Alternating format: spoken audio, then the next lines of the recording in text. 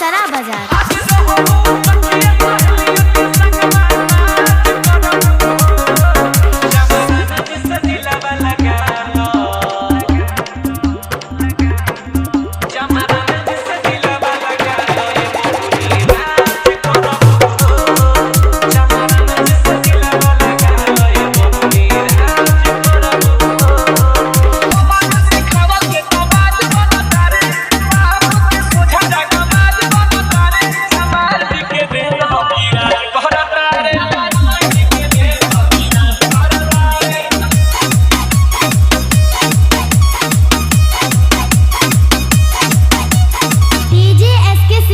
घगसरा बाजार।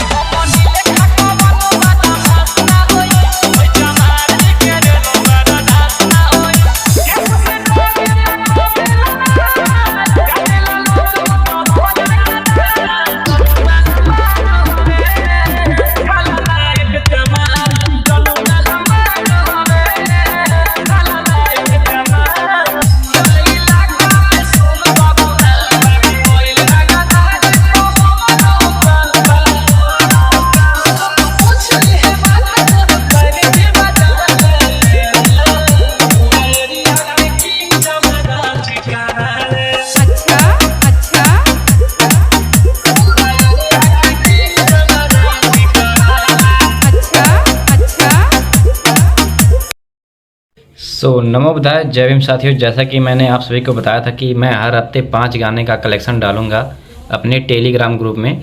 तो फ्रेंड्स, अगर आप लोग ज्वाइन नहीं हुए तो जल्दी से जल्दी ज्वाइन हो जाइए हमारे टेलीग्राम ग्रुप में। और मैं आपको बता दूं कि अगर आपका कोई फेवरेट सॉन्ग्स हैं तो फ्रेंड्स इस वीडियो के कमेंट बॉक्स में आप लोग 5 गाने कमेंट करिए जो कि आप लोगों के फेवरेट हैं। उसको मैं अच्छी तरीके से रिमिक्स करके अपने चैनल पर डाल दूँगा।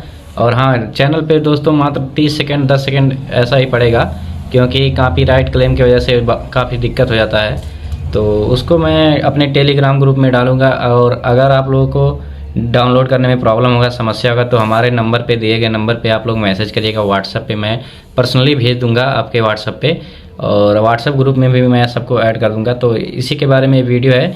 तो फ्रेंड्स, अब लगातार हर हफ्ते गाने आते रहेंगे। अगर आपके कोई फेवरेट गाने होंगे तो आप सब कमेंट कर दिया करिएगा और मैं उसको रिमिक्स करके डाल दिया करूँगा। तो मिलते हैं किसी नेक्स्ट वीडियो में किसी नए अन्य सॉन्ग के साथ। नमो बुधाय, जय भीम।